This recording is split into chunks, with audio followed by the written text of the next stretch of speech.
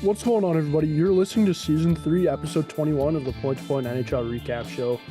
Mark, it's a great time of the year, man. We got NHL Trade Deadline coming up here in the final push here of the regular season for NHL. MLB, it's going on right now. Like, you got spring training. I'm loving watching that. And F1's back next weekend as well, so I'm going to be all in on F1. What's going on with you, though, right now, dude? Nothing much, dude. I've been kind of like dialed in waiting for trade deadline. Obviously, there's a trade we're going to talk about in a little bit, but it's been pretty quiet for the most part. According to Friedman, it seems like there's more like sellers than buyers, and a lot of teams are just sort of sitting back and being patient. So it might even be a little bit different than last year's deadline. It felt like it was more of a buyer's market last year where guys were going for high price tags. So I'm just kind of waiting for a bunch of dominoes to drop here, and I think we're going to have an interesting week. Yeah, I think it's definitely going to be an interesting week, man. I can't wait until the trade deadline and we just get closer and closer and more deals come here and there. Let's get into the first deal, though, that's happened. The Edmonton Oilers, they've kick-started trade deadline week. They are set to acquire Connor Murphy from the Chicago Blackhawks for a second-round pick. Chicago is retaining half of Murphy's $4.4 million cap hit. Mark, what are your thoughts on this deal? Let's start off for the Oilers' perspective. Yeah, for the Oilers, obviously, there's been a lot of rumors out there of what you could potentially do. Like Jari and the goaltending hasn't really worked out as planned. I feel like there's been chatter for a couple years that they could use another quality top six forward, but obviously, like their defense is always a topic of conversation, right? And I think over the past couple years, they've done a good job bringing guys in and even what they've needed, like Ekholm when Holland was there last year. Jake Wallman, he's been a nice add and a nice fit to this team, but I really felt like this year they need to go for a real shutdown defenseman. And that is what I think Connor Murphy is. He's not going to put up a lot of points for you, but I think that with the Oilers' aspirations to go back and potentially win a Stanley Cup, you need guys like this on your team. Now, he's been deployed in a little bit less of a role this year. I think they've been just giving a lot of their younger guys a lot of ice time. But Connor Murphy's been a really good veteran. He's always been a very reliable defenseman in his own zone. He's also like a pretty big body at 6'4", 212. I wouldn't say like he's overly physical, but I think he does bring some physicality to Edmonton's lineup. And I think just getting him at half retained and only giving up a second round pick, I honestly think it's pretty tidy business. Like I've been pretty critical at some of the stuff that Stan Bowman has done since he's taken over for the Oilers, but I was honestly anticipating that it was going to be a little bit more, maybe like a second, maybe another pick and a prospect, considering that I almost thought they're guaranteed they're getting retention in this deal based on Edmonton not having a lot of cap space available. But I think Murphy's a guy that's also very versatile. Like he could play on that second pair. He might be able to help out Darnell Nurse, or if they decide to put Wallman on that second pair and Nurse down. But he's also a guy that could play on the third pair as well. And he's very good on the penalty kill.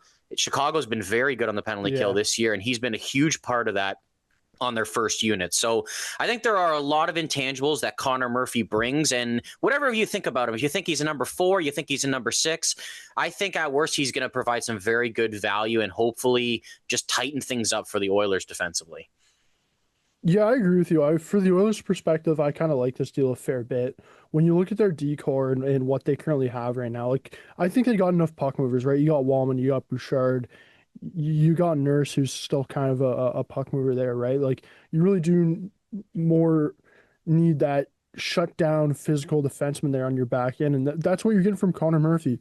You mentioned Chicago and how great their penalty kills been this year. I'm pretty sure right now it's the best in the NHL, and Connor Murphy's always first man up there on that penalty kill, right? So like you mentioned, the Oilers, they're not getting this big point guy coming in here, but what they're getting, they do need it, and they're getting a great, like they're getting a great player who's going to know his role and be able to play it very well, which is going to be very important here for the Oilers, because at points here over their last 2 Stanley Cup runs, it feels like some of the players that are those role players, maybe they are lacking that a bit, right? Like there's been no question marks around the big dogs on that team. The question marks are more around like the surrounding cast, and I think this is a great addition to the surrounding cast here for the Edmonton Oilers. Looking at Chicago's side of it, it is interesting because I know earlier on here, Mark, you mentioned Elliot Friedman was kind of saying it looks like there's starting to become a lot more sellers around the NHL. So I am wondering if Chicago maybe tried to get out in front of that a little bit and try to move off of Connor Murphy here before more sellers and more assets kind of came on in the market? Because look, Connor Murphy, I do think there would be a decent amount of teams kind of interested in bringing him in for a second round pick, right? But the more defense, like the closer to the deadline we get, and the more defensemen maybe that come available, hey, maybe in the last hour of that trade deadline deal, Connor Murphy goes from going for what he is now to going for a third round pick, right? And it is interesting to see Chicago kind of how they approached handling him and trying to get this done early. What do you think about this deal though for Chicago?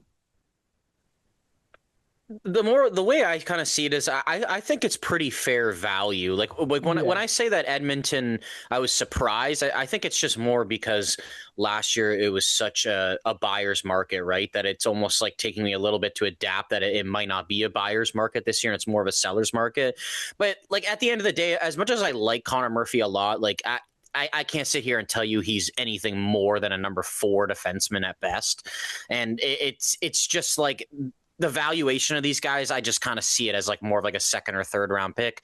You retain half. It's like maybe they slightly lost the trade, but I'm not really sitting here kicking myself over getting a second round pick for a guy who's going to be a UFA this year. And I'm sure you probably just didn't have much traction in getting a deal done to re-sign him throughout the year, even if they were interested whatsoever. Right. So I just see it as they go out and get another second round pick. And you might be sitting here saying, well, what does Edmonton or what does Chicago need another second round pick for? Well, yeah, you can be creative. You don't have to draft with that second round pick. What if there's someone available at the draft that you could go out and use a second round pick to get that could potentially help your team next year? Like it's not just like if you get that draft pick that you necessarily have to use it on drafting a player, right? And that pick's also not until 2028 as well. So you have a whole other year to decide. Maybe Chicago is in the thick of things next year and they're potentially going to make the playoffs. And let's say there's a situation like San Jose had with Kiefer Sherwood. Like you can go out and get a player for 2 second round picks and you have an extra second round pick on hand to go do that. So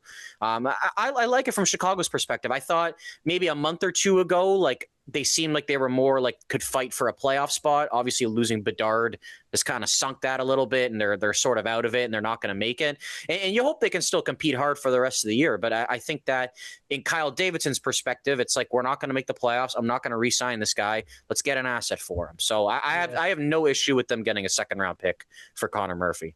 Yeah, I do think it was tidy business on Chicago's side here, getting a pick back for him. I guess more what I like, where I'm kind of thinking about it for Chicago is that like they could have gone down the road where they kind of gambled a little bit maybe and waited things out here until you get to deadline day.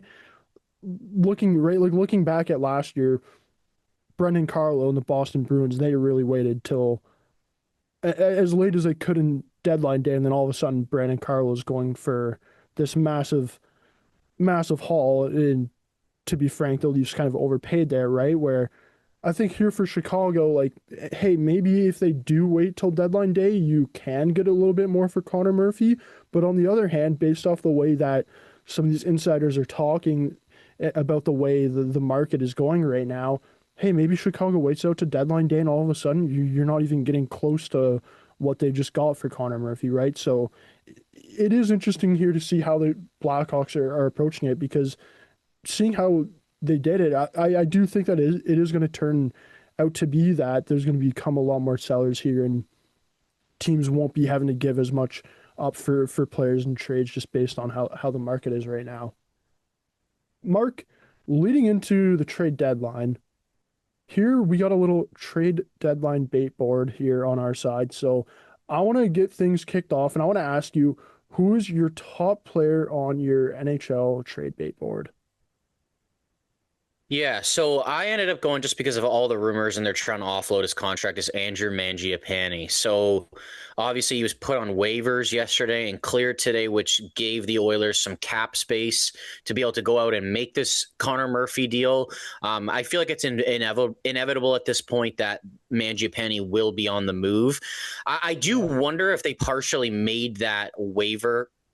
What I thought yesterday, obviously not knowing that the trade was going to happen today, was like, I wonder if some teams are like interested in taking him on, but like would send him down. So it's like you already send him down if you're the Oilers, and then you make the trade. He can just go right to the AHL on whatever team he's on. But I also am not convinced that like Andrew Mangiapane is an AHLer. Like I know he's really fallen off, but I still Yeah. think he can be an effective bottom six player. I just think it's not really a great contract overall, but I still anticipate that he is going to be moved to potentially even free up some more money at this time. Yeah, and I want to this kind of leads into my next question with him getting sent down is of course with him getting sent down he's cleared waivers, right? So any team that was like, hey, like we'd be interested in taking Mangiapane on here, they didn't take a shot there, right? So looking at it now, it really is going to be if the Oilers do want to unload him, you're probably going to have to attach some sort of asset here for a team to take on his contract. What do you think a trade would kind of look like for Mangiapane? I'm kind of anticipating now that since he has like cleared waivers and no one's like interested in that full cap hit, I wonder if it's almost sort of like the Connor Ingram situation earlier in the year where he was sent down, went through waivers, and then Edmonton traded for him at half retained. So I wonder if some Yeah. teams will gain some interest in him if he is available for $1.8 million. And it kind of puts the Oilers in the situation like, hey, if you want to get rid of him, you're going to have to retain half the contract. And teams are starting to play hardball with it.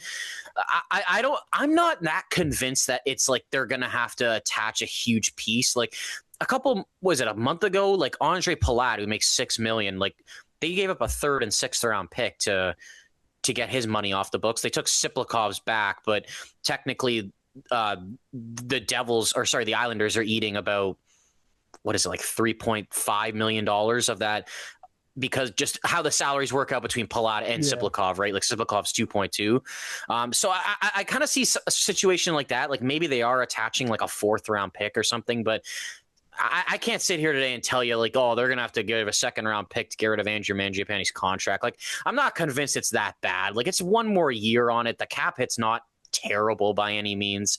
I think they're probably gonna have to give up a little bit, and at very best, you just get rid of them for free. Yeah, it's definitely going to be interesting to see kind of what happens and how the situation with him plays out. Leading into the number two guy on your board, Mark, who do you have there? Yeah, so obviously there's been actually an abundance of centermen that have been at least talked about, but getting potentially traded. I've just been of the mind all season with Nashville and the direction their team is going in that Eric Holla could be an intriguing piece for some teams. Like maybe there are some teams that are interested in centermen, don't want to pay the price for a premium guy, and you can get a nice veteran guy on a UFA contract for probably, I don't know, like I see Eric Holla probably going for like a third round pick or something like that. And even if you're very tight to the cap, like he makes 3.1 million, you can easily retain half of that if you're Nashville for the rest of the year. Maybe even get another asset on top of that. I just really like Eric Holla in accordance to his depth scoring is suspect at times. He's been okay defensively, but he's also pretty good on the penalty kill. And the one thing that just intrigues me a bit about him is I actually thought he was very effective in the Olympics for Finland.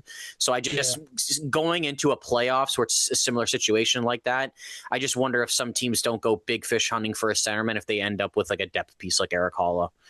Mark, I want to kind of put you on the spot here with this one. On the top of your head, who are some good destinations you think he'd be a good fit with?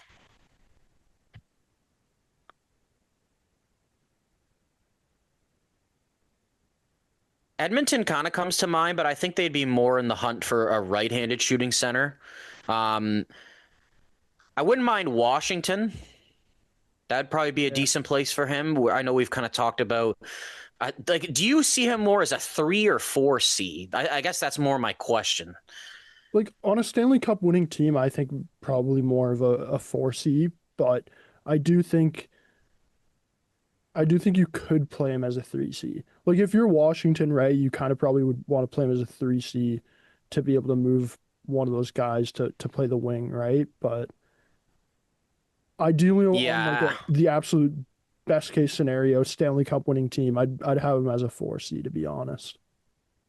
I wonder about Utah Yeah. to bring a little bit more depth into their team. I wonder. I said Edmonton. I wonder what LA does. Like, I wonder if that's a destination where they're sort of looking for centers, but they haven't pulled the trigger on anything yet, and it might be just more of a cheap piece, considering they got rid of Deneau earlier in the year as well. I was sort of thinking like Colorado. Like I know that they're very stacked, but I think that 4C could be something they could maybe upgrade. I just don't know if Nashville would make that move in division, considering Nashville sort of is pushing for the playoffs, and maybe if they get in, they don't want to face Yeah. that player. I'd say that's basically it. Like maybe Pittsburgh does like a lateral move like that, just to like they got an abundance of draft picks, right? Like maybe it's just a guy to bring in for depth, but they've also had one of the best fourth lines in the NHL this year. Oh, one other team that comes to mind right now, if depending on if he has trade protection, I'd kind of like it for Buffalo. Yeah, I was gonna say Buffalo would be an interesting one for sure. Yeah, because they don't even have a lot of veteran guys in general, right? Like it's been so Yeah. hard for them to sign those guys. Like I swear Zucker is basically their only player over 30 years old. Like I could be wrong about that, but they don't have many. Yeah, I think if Buffalo wants to do something that's not too drastic and bring in some depth and veteran leadership, I wouldn't mind that spot for Hall at all. Yeah, I think Buffalo's a good destination. I like your LA one as well, just based off what LA's done already this season, as you mentioned, getting rid of Dano, and also where they're at right now in the standings, right? Like if I'm LA, I probably am a buyer here going into the deadline, but on the other hand, it's like if I'm LA, am I really going to go all out here going into the deadline, knowing that I'm currently 3 points out of a playoff spot, right? Like I don't know there. So I think for LA, it's like Hall's a guy that would definitely add to your team. And on the other hand, it's a manageable asking price, as you kind of mentioned there earlier. Leading into the next guy, Mark, on your board, who do you have here at three? So at three, it's sort of a similar situation to Mangiapane. I got Warren Fogle. It doesn't really seem like it's working out there in LA, but I Yeah. think Warren Fogle is a bit of a different case than Mangiapane, despite that they're both having pretty poor offensive seasons. I think Warren Fogle can be a very effective player, and I still believe even this season that he's a very good 200-foot player. And I think some teams are going to be interested in him come playoff time. Like he has been good, especially with the Oilers when he was with them in the playoffs a couple of years ago. I'm not convinced this is a situation where they're having to like attach an asset to get rid of him, even though he basically has the identical contract of Mangiapane with another year left at 3.5 million. I think some teams would be interested in him. I'm not necessarily convinced that LA is going to go out and like get assets for him. It might be a situation where they just kind of dump his cap, but I honestly think that some teams have some interest in Warren Fogle. Like I wouldn't really consider this a bad contract by any means. I honestly think if he has a change of scenery, he could be an effective player. Yeah, I think Warren Fogle, for me, is an interesting one because, to be honest, like me looking at this list, I'd even have a bit of debate, like putting him at one. Like I think it's almost a lock, right? That Warren Fogle is going to get moved. I have no doubt in He my scored mind. 20 plus goals the past two seasons. Like Yeah, I think at Warren Fogle at his best as an effective third line player. I don't think he's showing it this year, but I also don't think that contract's like a hindrance. I think they can maybe get something small for him or maybe just use the cap space to go out and do something else. But it just doesn't really seem like it's working out there anymore. And I think it's time to move on. so who are some teams that you think would be interested in a guy like Warren Fogle? Dude, I don't know why, but I love the Islanders. I think that Yeah, it's a nice player. You can get some more depth into your team with and reward your players without having to mortgage your future. It's a guy that's cost controlled for next season. Obviously, Anders Lee is a better player, but like Anders Lee, JG Pajot are UFAs. I'm sure they're probably going to re-sign, but it's almost like at worst, at least you have like a little bit of a backup plan in that sense. And even for the Islanders, if you think about it this way, like say you take him on and you rejuvenate him a little bit, he gets back to 20 goals. Like even if you don't get back into the playoffs next year, like you may be able to sell him at the trade you may be deadline. able to flip him there. Yeah, And I then kind even of. another team is like Pittsburgh. Like it's the same thing. Like what if like Dubas loves taking on reclamation projects? I think just because of his 200-foot game, like Kyle Dubas would be very interested in a player like Warren Fogle. I like both of those destinations, to be honest, that you just mentioned. For me, the one that I really like about him going to the Islanders would be when you look at the Islanders, a lot of the guys on this team at this point, like, are some younger players now, right? And they maybe haven't had all this playoff experience. Like Warren Fogel's a guy that's been to the Stanley Cup playoffs, right? So he's going to be a guy that's going to be able to come in there and really kind of lead by example for some of these younger guys like Matthew Schaefer or Callum Ritchie, right? So I would I do think for the Islanders, Warren Fogle would be a great fit there. And then same thing for Pittsburgh, as you mentioned, Kyle Dubas loves taking on these projects, so I could see him sniffing around there a fair bit. Mark, looking at fourth on your list, it looks like you have one of my boys on here. Who do you have here at four? Yeah, Blake Coleman's been very rumored to be on the move. I feel like it's been over a year now at this point, and I honestly think that obviously you guys have a bunch of players out there that could be moved. Like you guys could basically strip it down if you wanted to right now, but Yeah. I honestly believe that the player most likely to be moved is Blake Coleman. I think that he's sort of ready for a change, even though he's shown no like ill will to Calgary, right? It hasn't been public at all. Like he's still there. He's going to fight hard. And even if he doesn't get traded, I'm sure he's going to be proud to be a Calgary Flame. But I just think that realistically, he's got a very manageable cap hit at 4.9 million that a lot of teams could probably take on full bolt. I mean, if you guys decide to retain, you're going to get even more for it in the deal, I'm sure. But I mean, I would think that you're probably not going to be retaining on Blake Coleman if I had to take a guess. I like this player. I'm not really convinced at times that he's like a full tilt top six player. I think he's more of a very effective third line player and almost like what he showed when he was with Tampa and won those cups. I think that that's more of his role at this point, but he also has like a little bit of an edge to his game. He's very good on the penalty kill and he can provide secondary scoring. And I think to get that at 4.9 million for more than just being like a UFA this year, is very valuable to some teams. And I think that you could say he's even a little bit underpaid. And who are some destinations that you would think he would fit in well? Like personally, I've seen some rumors around him going back to Tampa, right? Like, of course, Tampa, they have a couple prospects in Sam O'Reilly and Connor Geeky, who they could probably unload to get a guy like Blake Coleman. But where do you think he'd be a good fit? Yeah, there's been a lot of rumors about Dallas. I mean, he's from Yeah. there. They just lost Sagan. I know Dallas is very weary to pick up a player with term right now, considering that the Jason Robertson contract is still up in the air, and I don't think they want to complicate that situation anymore. I kind of have one team from the East, one team from the West that I see with Blake Coleman, but outside of Dallas. From the West, Utah. I like Utah's top six, and obviously they're heavily in on Robert Thomas right now. But I don't love their depth at times. I think it can be like gritty and defensive, but I necessarily don't think that if they were to go on a long playoff run that they've got a lot of scoring depth that could help them out if Yeah. like their top two lines get shut down. And I think Coleman would be like a great piece to add there. And my team from the Eastern Conference for Blake Coleman right now is the Boston Bruins.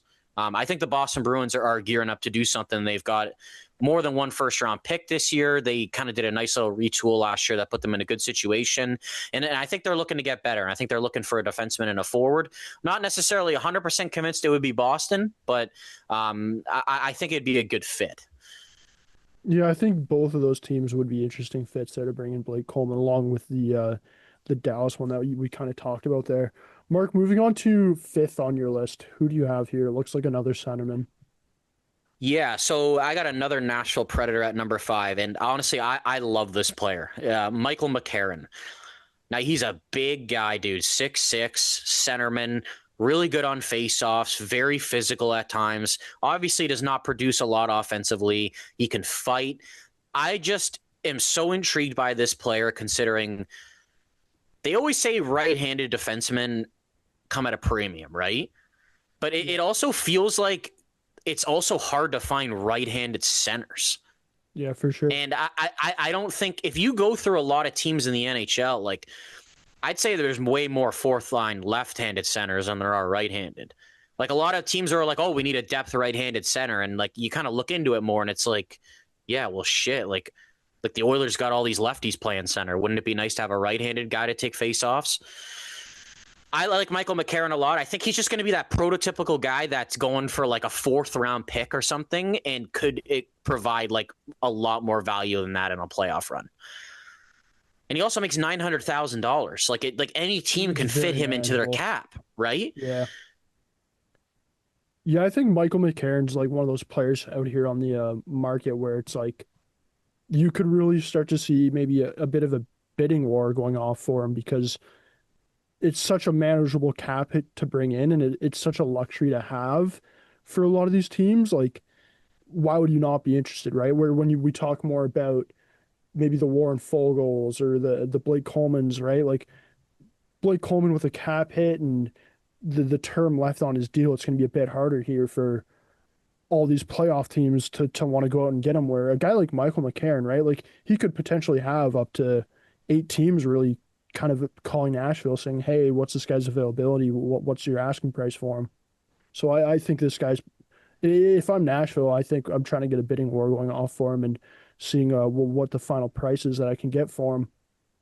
My Mark, team for him, dude. I go just want to ahead. say my team for him, considering he's one of those guys that signed a 2 times 900K. He's got no trade protection. I know I talked about it earlier, but dude, if I'm Kekalainen, I am calling about Michael McCarron to go to Buffalo. And honestly, I'd be willing to give up a third round pick to do it. Honestly, because I think that they don't have a lot of veterans. He's a physical guy. Beck Malenstein on their team's also a physical guy. I think if you just get into the playoffs and you have these types of players, they're going to help you out a lot. I obviously mentioned the Oilers earlier, too. I think that if they could get a right-handed centerman, I know they got Lazar, but they're kind of weary about him right now. I really like Edmonton and Buffalo for Michael McCarron. Yeah, Mark, I do think that would be an interesting fit there, pardon me, for Michael McCarron. Now that we have the top five guys here on our trade bait board kind of off, I want to talk about some big names that have kind of been swirling around there in the trade market. First guy, Mark, is Robert Thomas. I know you mentioned that there's been some rumors there between Utah. There's also been some rumors between your Montreal Canadiens and Robert Thomas. First question for you is, do you think this guy will even get traded? Yeah, I mean, I feel like since this rumor came out about him, I've been not super optimistic that he's going to be dealt. I just feel like it's kind of like that dangling carrot that always happens and nothing really comes about it because like Doug Armstrong has done that with some of his players in the past, considering he puts very high price tags on them. Yeah. If I had to guess by the end of the day, I'm going to say no by the deadline. Like maybe it will be an off-season move, but I just don't know if any of these teams are going to make that move right now. Like the price tag is very, very high on Robert Thomas. Like I'll be honest, I do not see us pulling the trigger for that deal at all. I think that it seems like it'd be centered around Michael Hage, and I'm not convinced that Ken Hughes wants to go down that route right now to bring in Robert Thomas, even though he is a great player, sort of having a little bit of an off year. I know he's just coming back from injury too, and he is more of like a low end first line center and would without a doubt like help our team. But I just think that the package that Doug Armstrong wants right now is a little bit out of Ken Hughes's price range, and I don't anticipate that we're going to be pulling the trigger on that type of deal. Now, Utah, you said is very interested in him. I know Bill Armstrong, the GM of Utah, was in St. Louis when Robert Thomas was drafted, so I'm sure that he really likes the player as well. And Utah like does have the assets to get it done if they Yeah. want to pull the trigger of what St. Louis is looking for here, but I don't know. Like, do you think what's been rumored around, like, of it's basically like 3 top 15 picks? It seems like a guy that can maybe become a first line center in the future. Like, I like Robert Thomas a lot. I don't know if that's just a little too much for him, though, man. Yeah, I think it could be a little high, to be honest. And I do wonder if it's one of those things where maybe those rumors that are getting tossed around there is probably St. Louis trying to say that, like coming out of St. Louis's side so they can get as much as they can for Robert Thomas. Like realistically, to be honest, I think Utah for him is a great destination. I know earlier you kind of talked about the whole left-handed, right-handed centerman thing, right? Like Robert Thomas is a right-handed centerman.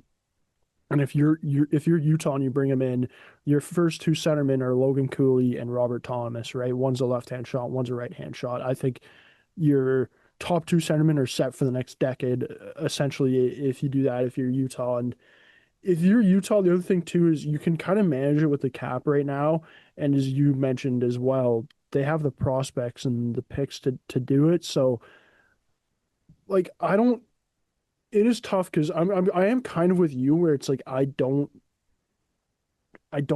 necessarily think he's going to get traded at this trade deadline. I think it is one of those things where maybe it gets done in the summer. But the only thing that I kind of have in the back of my mind is that like with Utah being new, with them being new to the city and have not experienced a playoff push yet, it's like does Doug Armstrong and does their ownership really kind of look at this and go all in here, and they are willing to give up that haul of assets because it's also not one of those things where you're getting Robert Thomas, who's a 31, 32-year-old centerman who you're giving up his haul for. It's like the guy's 26. He's kind of just entering his prime right now, right? So if you're Utah and you have the assets, you kind of have the will to want to go and do that.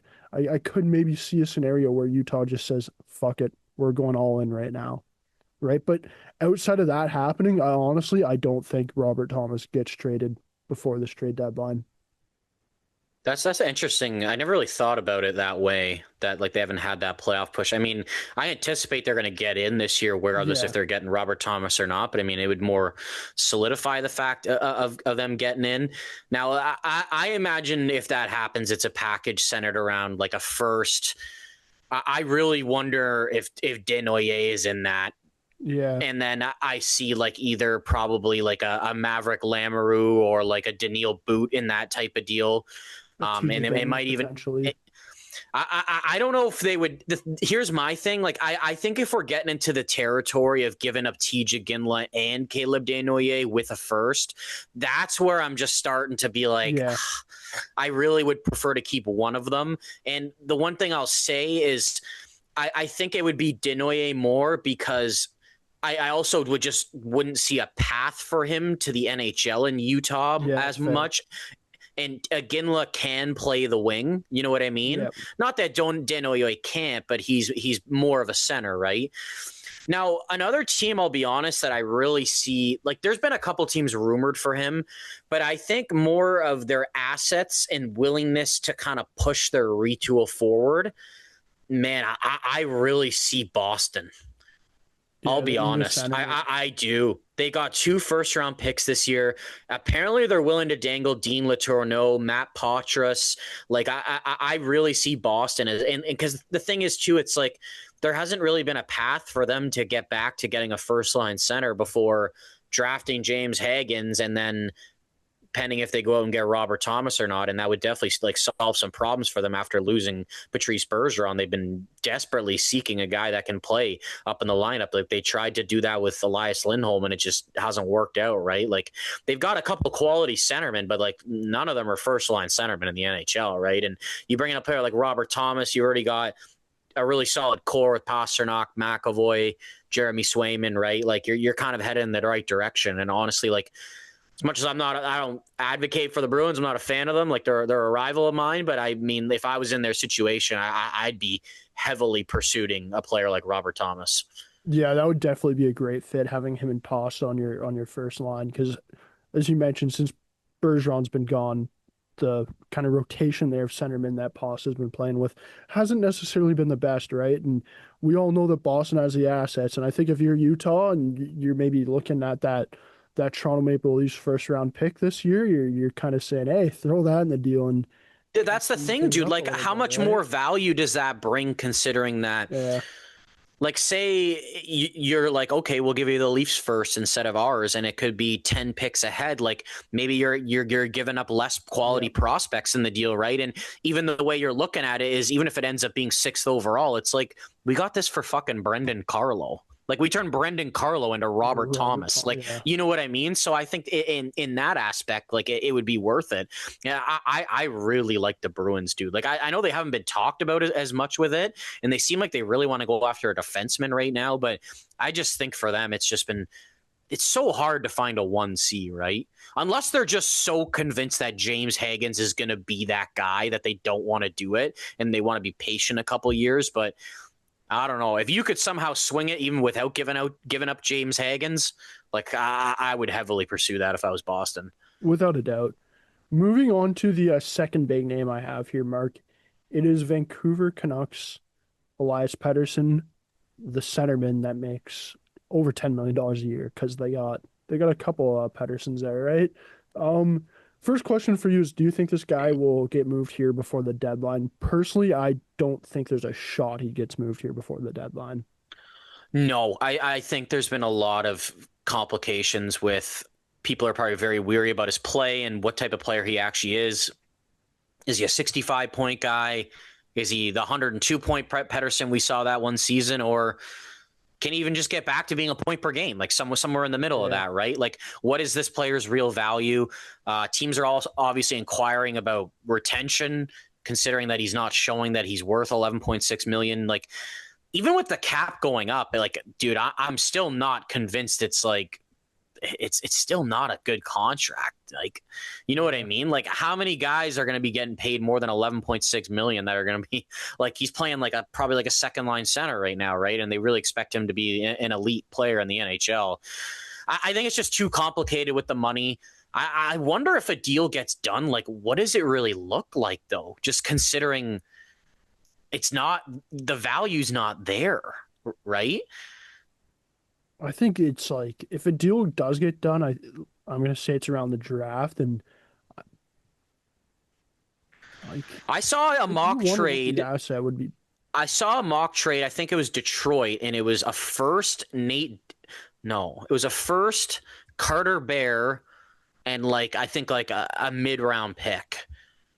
And it's like Okay. I don't think that's that bad of a comparison. Like that's almost like two first round picks for Pettersson, right? Like Yeah, I'd be and a guy fine with you that. can argue that his contract's not very good, right? Like what would you really say he's worth? Like if you were to sign Elias Pettersson today, like I don't know if I'd be giving him over like $9 million right now, considering what he's been showing.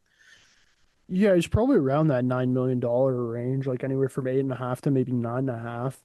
Asset wise, if I'm going out and trading for Elias Pettersson in the summer, I think what you kind of mentioned there with like a a first round pick, maybe kind of like a mid to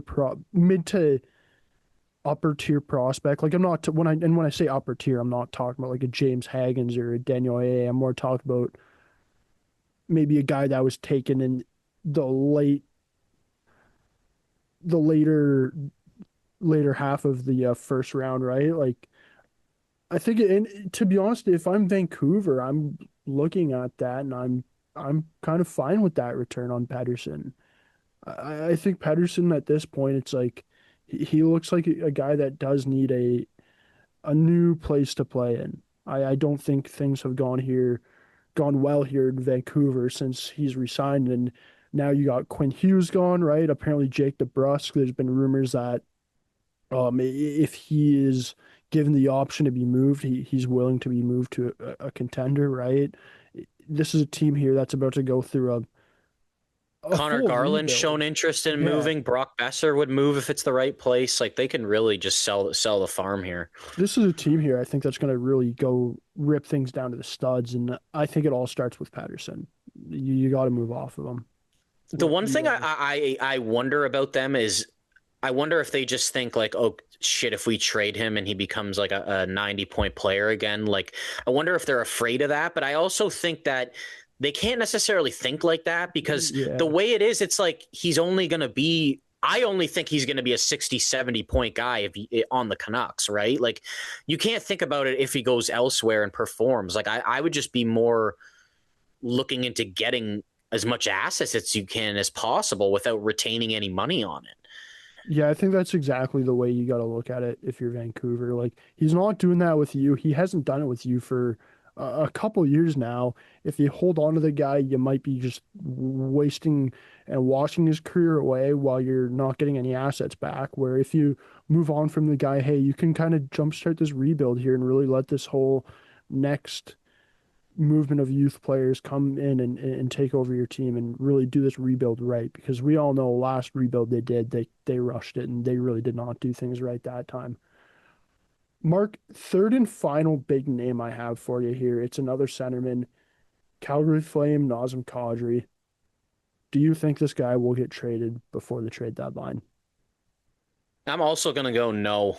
I think there's just been a lot of people asking for salary retention on this player, and it doesn't seem like you guys are willing to do that because I Yeah. think people are just worried about that those extra 2 years on the deal besides this year when he is going to be older into his 30s, and it's just not, they just don't want that extra cap considering you don't really know what he's going to be. He's obviously still a very quality player, but sometimes when guys get older, like it's just they fall off quick. You know what I mean? And it's like if Nazem Kadri then a couple of years became like a third line center in the NHL, like I can't say I would be super surprised. You know what I mean? I still think he's going to be effective until he retires, but you never know. Sometimes you lose the feed and it's just not as easy. But I mean, he still has a very effective style, and I think that probably just the asking price right now at that cap hit is probably a little bit too much for some teams considering there are other options out there now, dude. Like we talk about Yeah. centers not really ever being available. Well, like they are right now. Like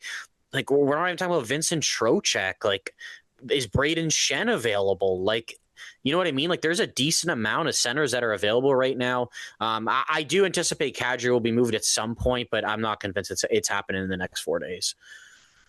See, for me, I have a tough time with this one because I'm not 100% convinced that he is going to get moved or isn't going to get moved, but I do look at this where I do think if you're the Calgary Flames and you probably are really trying to rip it down to the studs here, and Kadri's going to be part of that. You didn't trade him last year, right?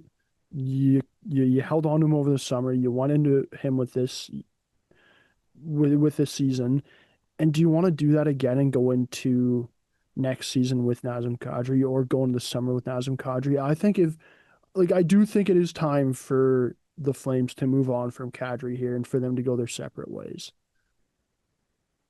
I I look at it and I think if you're the Flames, you probably are looking at the market and you probably are going to have to lower your asking price a little bit here. I do agree with you that look, they probably are asking for a little too much right now based off what you're giving up here. But on the other hand, if you keep on holding your Kadri, it's as you mentioned with Pedersen, right? Like maybe you'll never get that those assets back, and if you keep on holding on to them, you're kind of just delaying the process, right?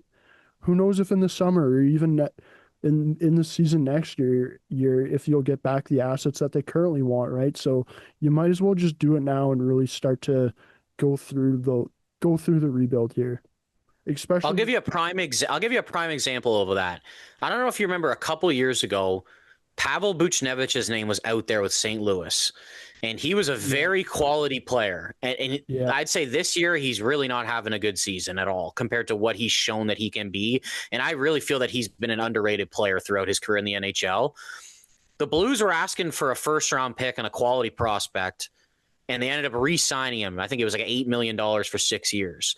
Well, now they're looking to get rid of him, and teams are not interested. He's not yeah. playing well. He's overpaid, right? So sometimes when you get a little bit too greedy and overvalue your players, it doesn't really work out for you. And that's what really makes me weary about St. Louis has got a lot of guys out there right now that they could move.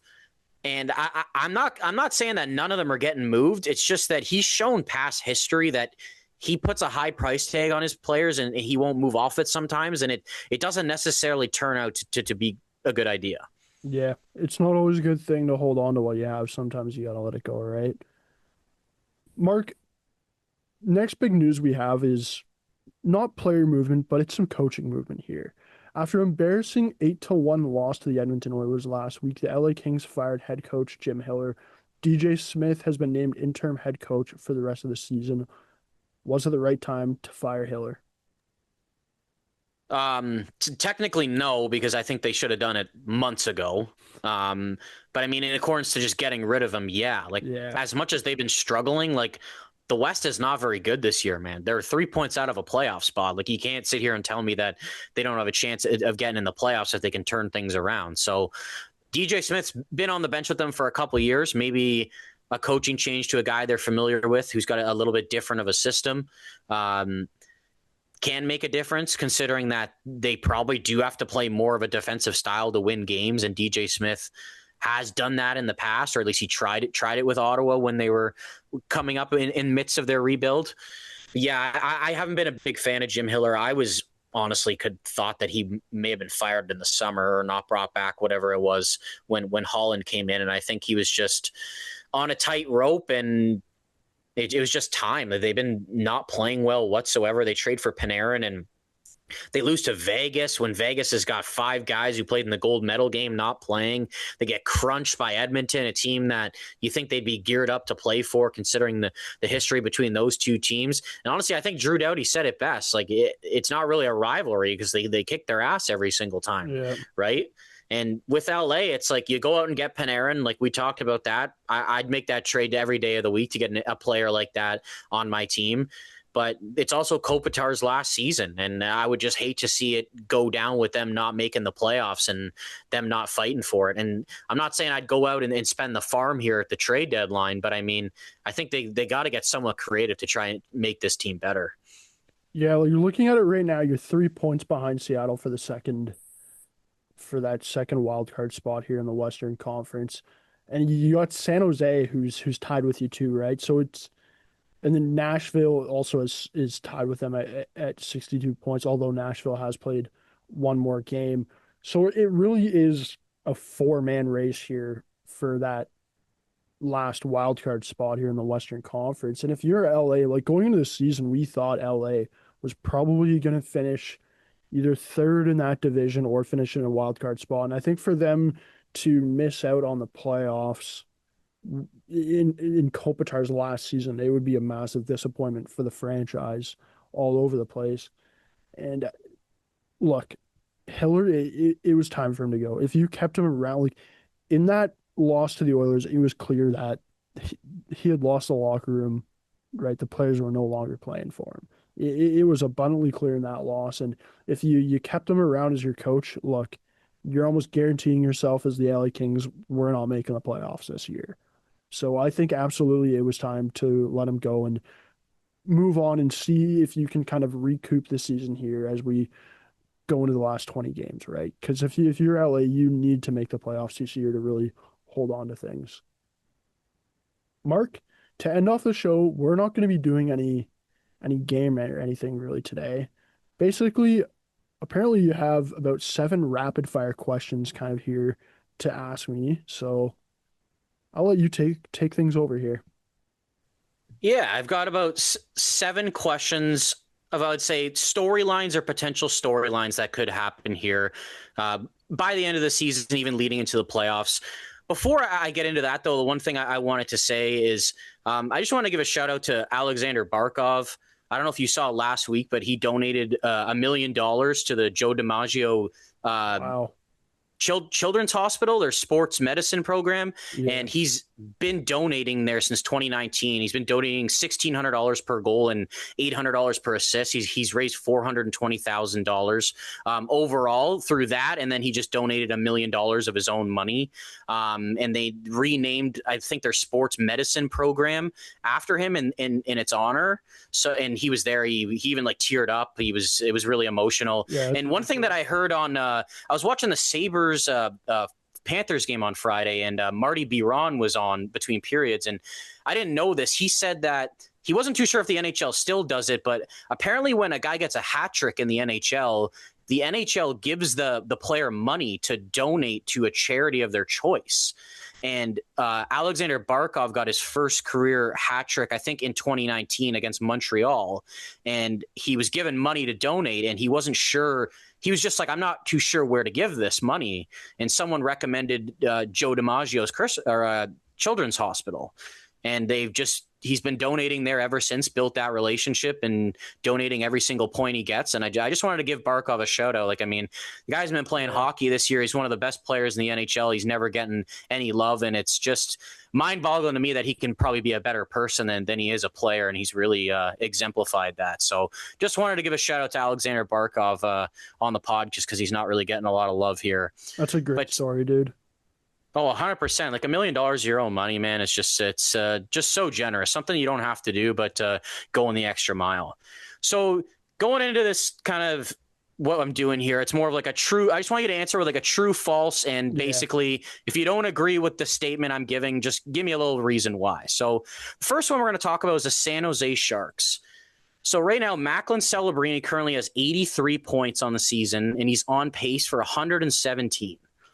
The Sharks are 3 points out of a playoff spot right now, and they have a game in hand. My question to you is, will the Sharks make the playoffs, and will Macklin Celebrini win the Hart Trophy? I'm going to say no to both of those. First off, for the San Jose Sharks, I just think looking at it, you got the LA Kings and you got the Seattle Kraken and the Nashville Predators there that you kind of got to battle here to get into this last wild card spot in the West.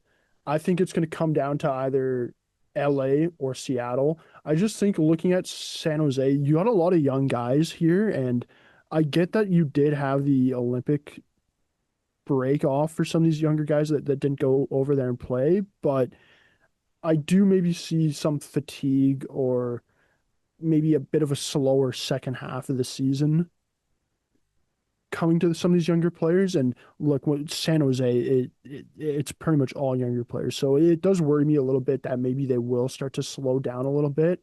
And then on the Macklin Celebrini part, I think the only way for him to win the Hart is if San Jose was to make the playoffs. And as I just mentioned, I don't think they'll make the playoffs. And looking at it right now, Connor McDavid might end off the season with 125 plus points, right? So it's going to be a little hard not to have him or even McKinnon there as your two Hart guys.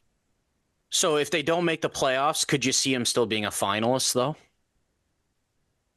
It really depends on Kucherov, I think, and his end of the season here, because right now, McKinnon and McDavid, those are my top two guys.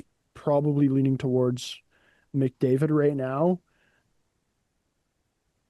Depending on where Celebrini finishes the season off at, I would consider having him maybe as my third. Okay. So my next one I've got here is about points in the NHL. So we currently have 6 guys on pace to hit 100 points this year. McDavid has just passed that mark last week. McKinnon and Kucherov are very close to hitting it. And then we've got Draisaitl, Celebrini, and Pastrnak, who are currently on pace to hit it. So there's 3 other guys in the NHL that are on pace for at least 95 points this year. So my question to you is, there will be more than 6 players hit 100 points this year, which would mean one guy who's currently not on pace at least would have to hit 100 points and have a pretty hot last 20 games or so. I'm going to say yes. Because there was all the guys you just mentioned, and Kirill Kaprizov. Did you mention him or no there? Kirill Kaprizov is on pace for 99 points right now. I think he might be over after last night. Unless I just have the games played wrong here. But I think Kirill Kaprizov will hit 100 points as well. So I'm going to say yes. Okay. So you don't think anybody that's even on pace, like say a Pastrnak or something's going to like tail off and not hit that? No, because all these guys are on teams that are going to be fighting for a playoff spot here. And like maybe they'll set out the last game of the season, but I'm going to say we'll have all of them hit 100 points.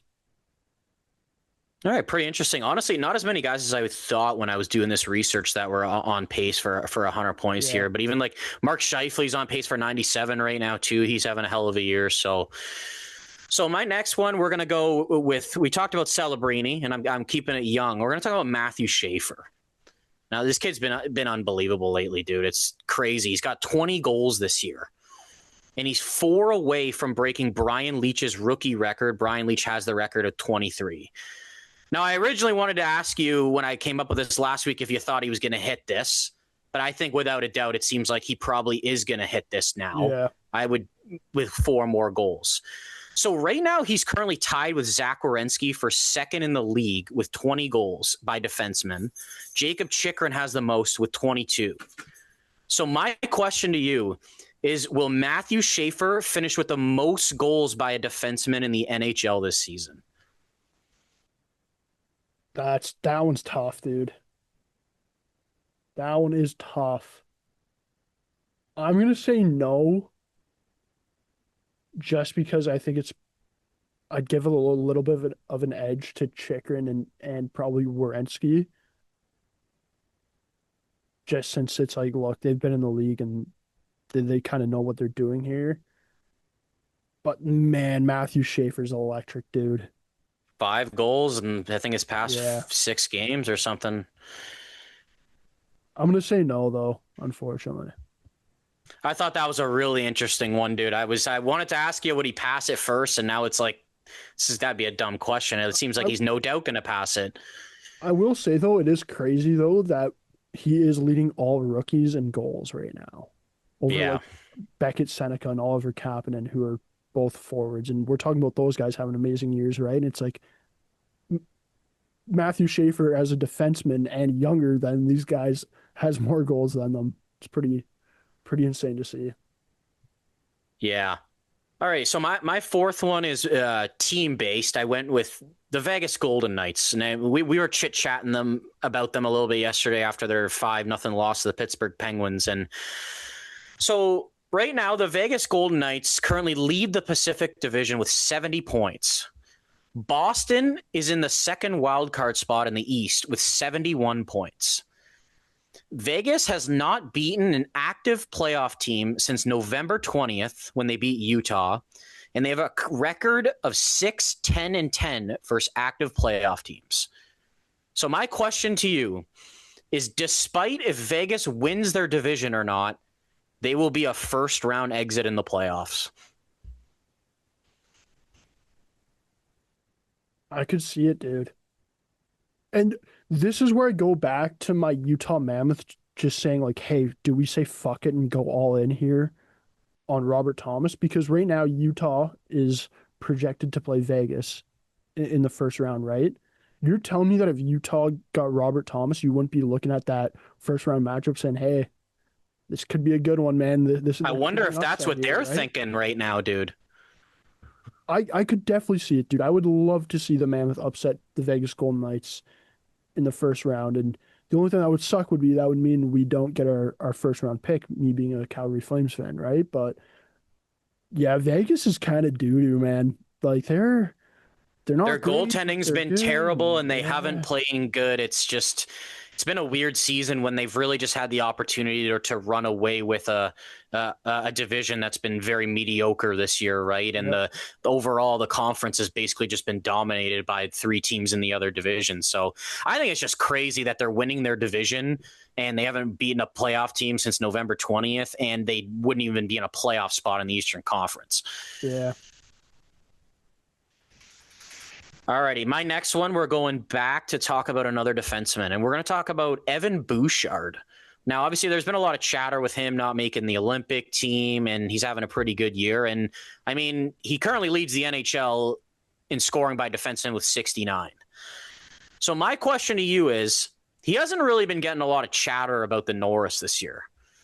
So despite if he leads all D in scoring at the end of the season, he will not be a finalist for the Norris Trophy. No, you got to give him. He's going to be a finalist. So who Give are him, you taking out? I'd probably take out Hughes. Okay. And I'd get like I'll be honest, man. Okay, right now Bouchard has 69 points. No joke there. Werenski's at 65 and Makar's at 60. Like if Bouchard finishes where he's leading the NHL in points among defensemen and he has a gap of 5 points or more, like how do you not recognize the guy? I get he's playing with McDavid, but it's like how long can you be like, oh, he's playing with McDavid? He's not that good. He just plays with All I'm McDavid. saying is, according to voting right now, he's like by writers, he's not a finalist. That's why I brought this question up, because he's not really getting the notice right now, despite what he's doing. Yeah, I'll be honest though, some of these writers also don't really know shit, dude. Like some of these like it always comes out when you see these votes and you're like, how the you're like They some have an influence on the decision, though. I get it. I just think me personally, I think it's like the way Bouchard's playing, you got to recognize the guy. I understand he's not great defensively, but it's about time we start recognizing him, man. Yeah, I believe that if he is like leading the league in D scoring or Yeah. second, he's going to be a finalist. But I think it's just crazy how little it's being talked about that he's leading all D in scoring. And we didn't even mention like Hudson and Moritz Seider, like Chikrin's having a hell of a year too, right? So Yeah. wanted to give Evan Bouchard a little bit of love. So my next question to you is about Alexander Ovechkin. So Alex Ovechkin is actually 2 goals away from hitting 1,000 career goals, regular season plus playoffs, with 2 goals against Montreal a couple nights ago. He's at 998 now. So he currently has 24 goals this season. He's got 20 games remaining. So my question to you is, will Ovechkin score 11 goals in his final 20 games to hit 35 on the season? That one's tough, man. I'm going to say no, because I don't think he'll play every game of that. If Washington's in a playoff spot, like if they've locked up their playoff spot going into the final 2 games of the season, you're probably going to sit him, right? It will be close though, but I'm going to say that he's not going to hit 35 goals this year. Okay. Thought that'd be a pretty big milestone for him to hit. And no one's really talking about him being like 1,000 career goals combined, regular season and playoffs. Like just pretty crazy. So my last question. Oh, yeah. My last question to you is just a simple one. It's about the Buffalo Sabres. I mean, these guys haven't made the playoffs in 14 straight seasons, and it's looking pretty good for them right now. Finally not going to be a seller. So the Buffalo Sabres are currently in a playoff spot and on pace for 104 points this season. My question to you is, will they break the curse and make the playoffs? Yeah, I think they're a lock at this point to make the playoffs. Right now, you're second in that division. You are tied with the Red Wings, though, but behind you, you got Montreal and then you got Boston. So basically, you need both Boston and Montreal to pass you to miss out in the playoffs, right? And I think they've built enough of a gap here, and I do think, as we've mentioned earlier in this podcast, like, look, Buffalo, they're gonna go out here at the deadline and probably try to add something. So I'm gonna say that they break the streak, man. I hope they do, man. It's been enough time. Those fans deserve it, and they look like a hell of a team. Like the fact they come out on Saturday and win 6-2 against the best team in the Eastern Conference, shut down a player like Braden Point, who's come out hot since the break, just shows a lot about how much they've grown and matured as a team, and their commitment to defense has just been so noticeable recently, and will hopefully guide them into the playoffs. Maybe they can have a little bit of success there. Yeah, and it's absolutely crazy to think that their GM got fired, what, month and a half, 2 months ago, and all of a sudden it's like it's a complete three. You know what I mean? It's like their GM got fired, and it's like, what are they gonna do with Alex Tuch? Darlene, is this guy gonna be requesting a trade in the summer?